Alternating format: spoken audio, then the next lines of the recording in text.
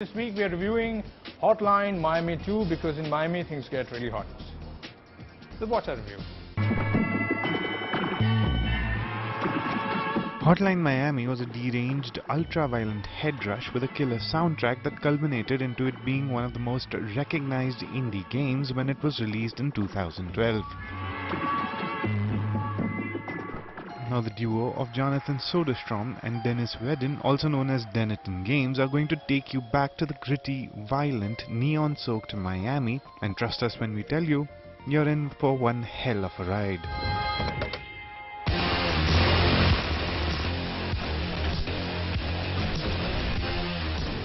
Not much has changed when it comes to the way the game looks in comparison to the original, but not much needed to. The isometric neon playground the game takes place in bursts with imagination and color at every turn. The pulsing lights glow with intent in the background as you run around literally painting the level red.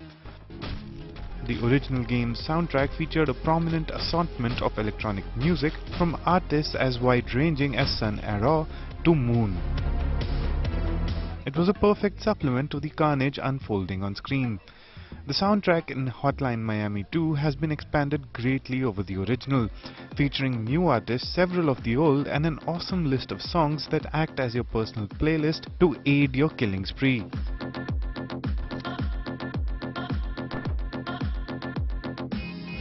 Hotline Miami had a story that was convoluted and weird, but it was also refreshingly original, daring to laugh in the face of conventions and acting as a commentary of sorts on the player's action throughout the game.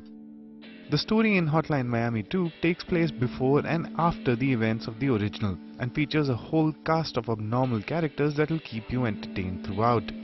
If David Lynch ever made a video game, suffice to say, it'll be something similar to Hotline Miami 2.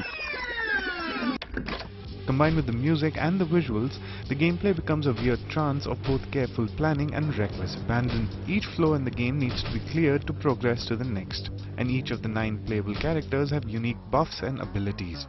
It only takes one bullet to bring you down, which makes it all the more satisfying when you manage to waltz your way through an entire level without dying. The combo counter awards you points for stringing together quick kills, encouraging you to rush blindly from one corridor to the next to rack up high scores.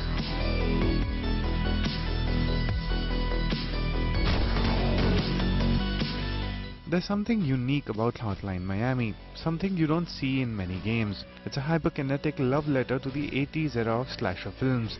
It's hardly formulaic and highly original, but it's not for everyone. The unrelenting nature of the trial and error gameplay means you'll play some levels over and over and over again. The levels here are also larger than the original, which makes dying all the more frustrating. The difficulty level is also significantly higher than the original, with levels featuring enemies just waiting to put you down. Hotline Miami is a game that will stay with you long after you're done decorating its grimy hallways red.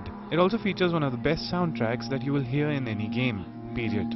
Turn off the lights, put on your headphones, and get ready to waste fools.